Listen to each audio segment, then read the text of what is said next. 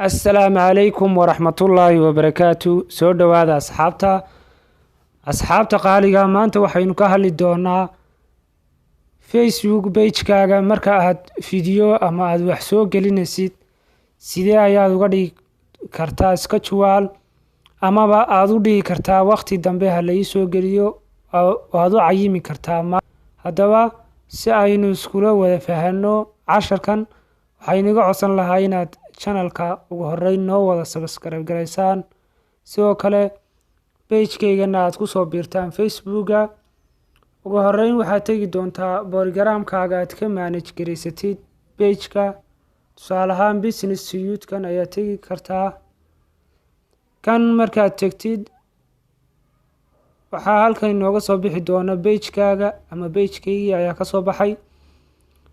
ugu horeyn waxaynu isla eegi doonaa sida video-ga loo soo geliyo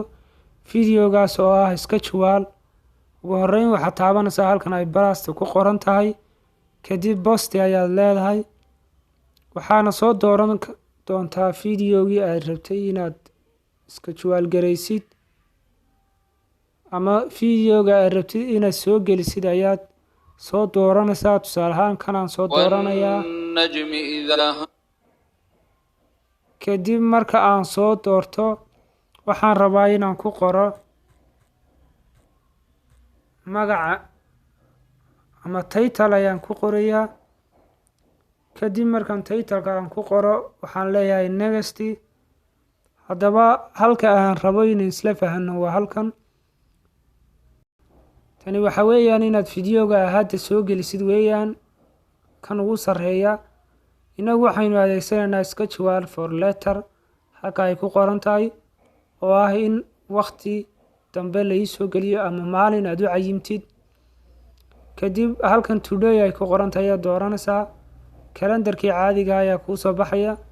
tusaale ahaan waxaan leeyahay bisha 11 shanteeda soo geli video-gan kabacdi waxaan leeyahay okay sidoo kale halkanna waxaan uga cayimayaa saacadda la soo gelinayo waqtiga la soo gelinayo ma 1:00 ayaa tusaale ahaan 1:00 halkan kalena waxaad ka dooranaysaa AM ama PM ku noqonayo saacad tusaale ahaan haddaad doonaysid 1:00 duhurnimo kale PM ayaa leedahay kadib waxaad leedahay okay sidaas waxaynu ugu cayimnay waqtiga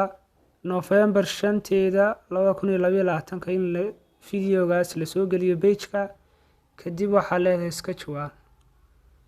marka sida aad tiraahdid haddana waxaa ku sii dhufanaysaa halka ay ku qoran tahay schedule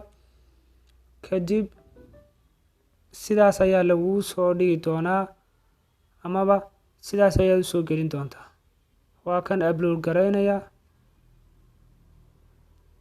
intaa yar marka uu dhameeyo ayaynu soo eegi doonaa schedule-ka video-wada inoo ah dib u noqo